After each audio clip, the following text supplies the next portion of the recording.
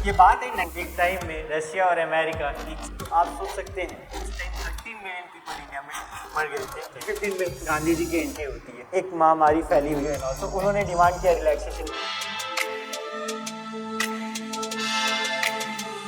तो what's up everyone, welcome back to the channel. तो आज हम लोग स्टार्ट करेंगे हिस्ट्री से, नेशनलिज्म इन इंडिया से। तो अब हम लोग आते हैं ये चैप्टर कहाँ से स्टार्ट होता है। ये बात है 1914 की। उस टाइम में फर्स्ट वर्ल्ड वॉर चल रहा था सेंट्रल पावर और एलाइड पावर के बीच में। एलाइड पावर्स में ये कंट्रीज थी like Russia, America, Britain, Japan. थोड़ा सा मतलब हिपोक्रेट टाइप नहीं लग रहा है रशिया और अमेरिका एक साथ, मतलब अभी तो बहुत डिफरेंट सिचुएशन है। हाँ, लेकिन ये बात सच है, एक टाइम में रशिया और अमेरिका एक साथ थे और सेंट्रल पावर में थी ऑस्ट्रिया, हंगरी एंड जर्मनी। ये एक टाइप से जियोपॉलिटिकल सिचुएशन है। जियोपॉलिटिक्स में यही होता है कि जब किसी को फ़ायदा होता है वो उसके साथ रहता है, और जब किसी को फ़ायदा नहीं होता है वो उसके साथ नहीं रहता है। जैसे अभी जर्मनी अमेरिका का बहुत अच्छा दोस्त है, और उस टाइम में जर्मनी अमेरिका का एक दुश्मन हुआ करता था। और आज देखिए, और रशिया उस टाइम में अमेरिका का इतना अच्छा फ्रेंड था, आज देखिए रशिया अमेरिका। तो you never know what's gonna happen in geopolitics. तो हम लोग स्टार्ट करते हैं, ठीक है। तो अब उस टाइम में ब्रिटेन भी वॉर लड़ रहा था।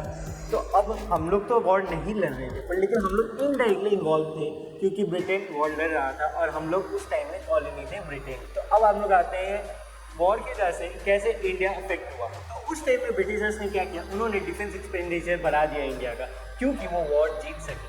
So they increased the defense expenditure of British Army. It was financed by increasing custom duties and introducing income tax in India.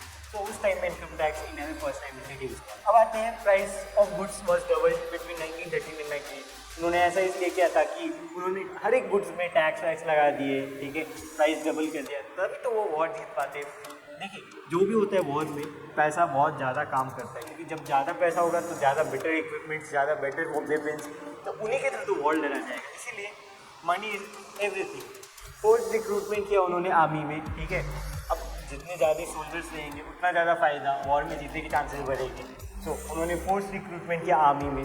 और उसी टाइम 1918, 19 एंड 1920 से 21 में क्रॉप्स फेल कर गए, क्योंकि उस समय एक फेमिनिन टाइप हो गया था कंट्री में सिचुएशन। बहुत सारे पार्ट्स, बहुत ज़्यादा सूखा हो गया था पूरे देश में। उस टाइम में बहुत सारे क्रॉप्स फेल कर गए थे, ठीक है, पूरे कंट्री में। उस टाइम एक्यूट शॉर्टेज हो गई थी फूड की।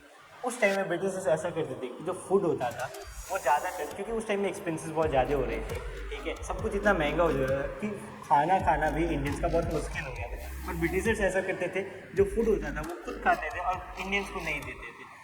एक टाइप से डिस्क्रिमिनेशन किया जाता था, और हम लोग कॉलोनी थे तो उसका वो फ़ायदा उठाते थे। Many people died from influenza epidemic, ठीक है। तो ये अभी तक का हिस्ट्री में हर टाइम ही रहा है कि हर सेंचुरी एक ना तो एक एपिडेमिक हुआ ही हुआ है। जैसे लास्ट सेंचुरी में इन्फ्लुएंजा हुआ था, इस सेंचुरी में कोविड रहा है। तो ये बहुत पहले से चलता आ रहा है और अभी भी चल ही रहा है, ठीक है। तो उसका तो क्योर निकल गया था उस टाइम में। अब आते हैं, पर लेकिन तभी भी 10 साल वहाँ उस टाइम के पीपल ने सफ़र किया था इन्फ्लुएंजा से। हमें तो बहुत जल्दी वो मिल गया था वैक्सीन, पर लेकिन उस टाइम पीपल ने 10 साल सफ़र किया था, ठीक है। According to 1921 census, approx 13 million people died due to famine and influenza epidemic. तो आप सोच सकते हैं उस टाइम 13 मिलियन पीपल इंडिया में मर गए थे इन्फ्लुएंजा एपिडेमिक और फेमिन के, सूखा की वजह से, क्योंकि खाने वाने की इतनी प्रॉब्लम थी उस टाइम में, और वॉर भी चल रहा था। मतलब हर तरफ से बोझ आ गया था इंडिया के ऊपर, एक फेमिनिन, एक वो सूखा, दूसरी तरफ वॉर, तीसरी तरफ एपिडेमिक। तो बहुत प्रॉब्लम चल रही थी उस टाइम इंडिया में। अगर समझ लीजिए ऐसा सिचुएशन रहेगा तो कोई एक पर्सन चाहिए होगा जो फ्रंट में आके लीड करे। एंट्री होती है जनवरी 1950 में गांधी जी की। इसे बहुत आइकॉनिक मानते हैं लोग, मतलब सबको ये सोचते हैं कि गांधी जी थे जिनके वजह से हमें इंडिपेंडेंट मिला, पर लेकिन मेरा वैसा मानना नहीं है।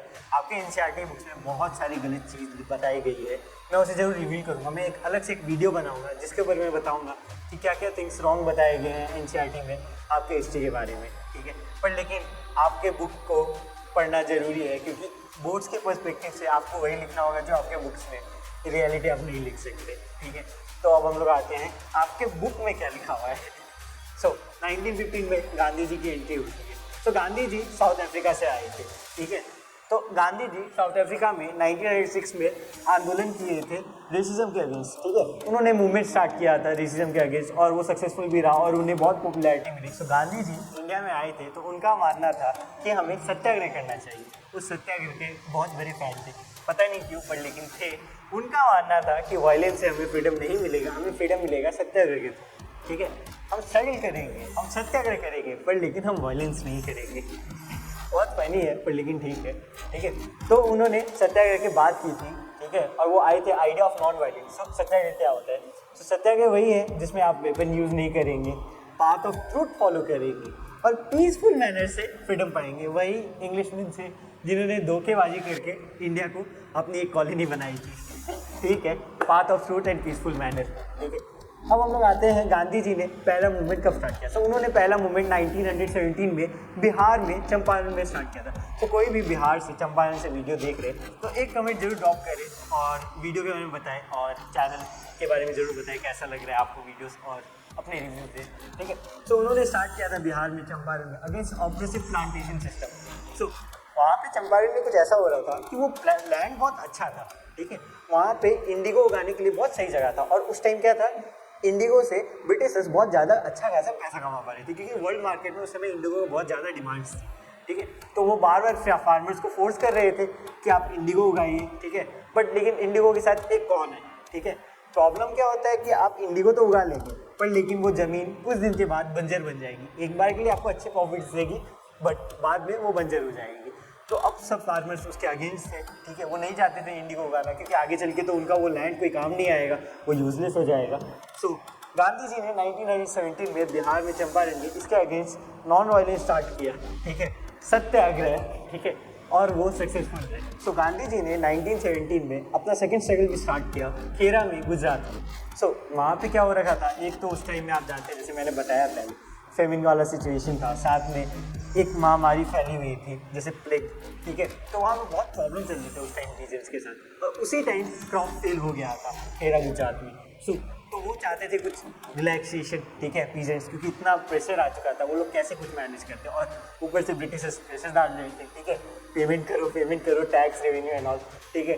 तो वो बहुत प्रॉब्लम में थे। सो उन्होंने डिमांड किया रिलैक्सेशन का और गांधी जी ने वहाँ पे अपना सेकेंड सत्याग्रह स्टार्ट किया और वो भी सक्सेसफुल रहा। अब आते हैं 1918 में अहमदाबाद में, गुजरात। वहाँ पे कुछ वर्कर्स थे, कॉटन मिल वर्कर्स, जो डिमांड कर रहे थे कि उनकी सैलरी बढ़ाई जाए क्योंकि उस टाइम ऐसा हो रहा था वो लोग वहाँ पे इतनी कम सैलरी दे रहे थे ब्रिटिशर्स और उनको इतना खर्चा होता था, महंगाई इतनी बढ़ी हुई थी क्योंकि आपको पता ही है वर्ल्ड वॉर का टाइम चल रहा था।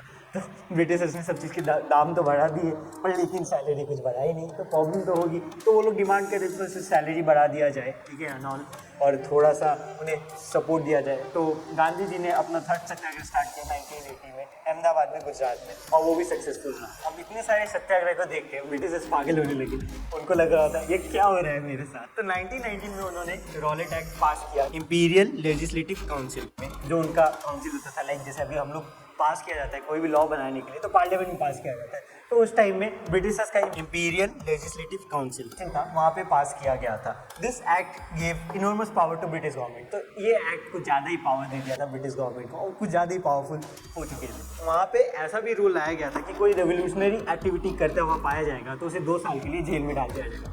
तो समझ लीजिए अगर हम लोग रेवोल्यूशनरी एक्टिविटीज़ नहीं कर सकते ना, सत्याग्रह कर सकते तो कैसे होगा, मतलब कैसे फ्रीडम पाया जाएगा। और ये सत्याग्रह बहुत सही आइडिया था, गांधी जी का ऐसा मानना था, ठीक है, फादर ऑफ द नेशन।